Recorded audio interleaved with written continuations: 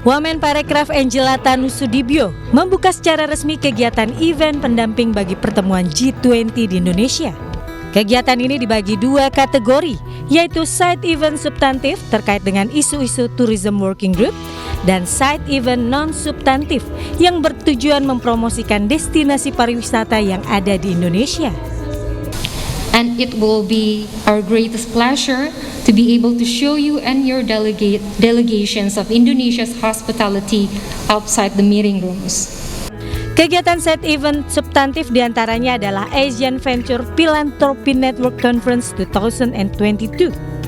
AVPN Conference 2022 akan digelar selama 4 hari pada 21 hingga 24 Juni di Bali International Convention Center.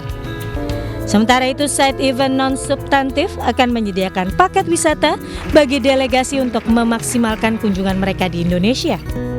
Lebih dari 70 paket wisata tersebar di seluruh Bali, Lombok, Yogyakarta, Danau Toba, Labuan Bajo, dan Bangka Belitung.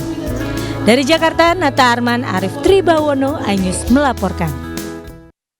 Pemirsa, kita ke informasi olahraga di mana Juventus mengalahkan Fiorentina 2-0 di semifinal Coppa Italia 2021-2022. Di laga pamungkas, Juve akan menghadapi Inter Milan. Posisi offside sehingga gol dibatalkan. Lebih dulu. Real Madrid melanjutkan tren positif mereka di La Liga dengan mengalahkan Osasuna 3-1. Hasil itu juga membuat Los Blancos kian dekat dengan gelar juara La Liga musim ini. Sayangnya Benzema yang maju sebagai eksekutor gagal menaklukkan Herrera. Begitu juga di kesempatan penalti kedua yang didapat Madrid pada menit ke-58. Lagi-lagi eksekusi Benzema bisa dibaca dengan baik oleh Herrera. Namun meski gagal memanfaatkan dua penalti yang didapat, Madrid masih bisa menuntaskan laga dengan keunggulan 3-1. Manchester City kembali ke puncak klasemen usai mengalahkan Brighton and Hove Albion. The Citizens menang 3 gol tanpa balas. All that from the back. Dinked in by De Bruyne. Manchester City yang tampil di hadapan pendukungnya sendiri tampil dominan di babak pertama. Mereka mampu menekan pertahanan tim tamu dan menciptakan sejumlah peluang. City hampir bisa memecah kebuntuan di menit ke-17 saat kiper Brighton melakukan blunder.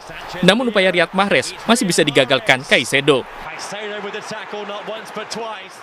Tekanan Man City belum berhenti. Bernardo Silva melakukan tembakan di antara kepungan pemain tim tamu di kotak penalti pada menit ke-28. Sayang sepakannya masih terlalu lemah hingga bisa diamankan Robert Sanchez.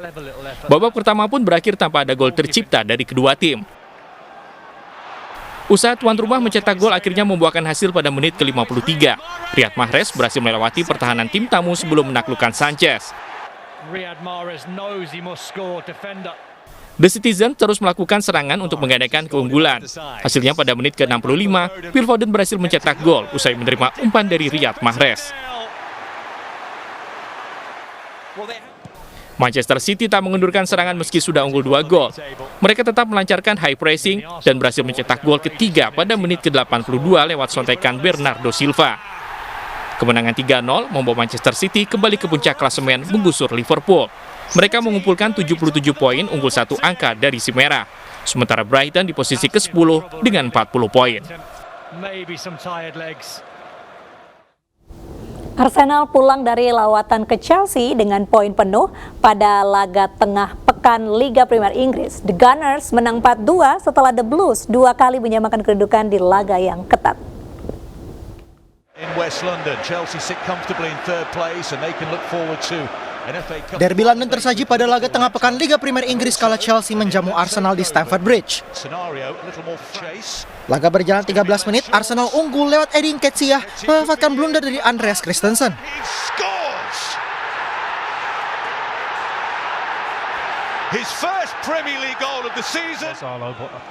Lalu 4 menit kemudian, Timo Werner mencetak gol penyeimbang Chelsea lewat tembakan dari luar kotak penalti yang sempat mengenai Ben White.